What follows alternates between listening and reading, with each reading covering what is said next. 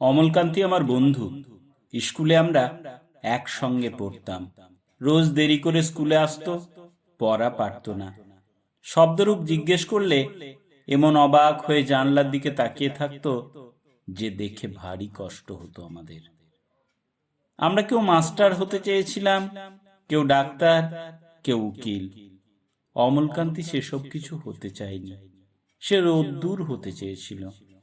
ক্ষান্ত বর্ষণ, কাকডাকা বিকেলের সেই লাজুক রোদ্দুর, জাম আর জামরুলের পাতায় যা নাকি অল্প একটু হাসির মতন লেগে থাকে। আমরা কেউ মাস্টার হয়েছি, কেউ ডাক্তার, কেউ উকিল।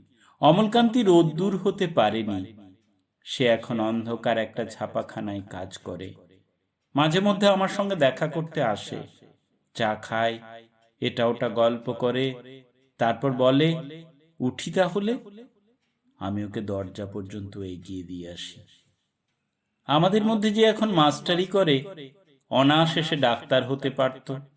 যে ডাক্তার হতে চেয়েছিল, উকিল হলে তার এমন কিছু ক্ষতি হতো না। অথচ সকলেরই ইচ্ছে পূরণ হলো, এক অমলকান্তি ছাড়া।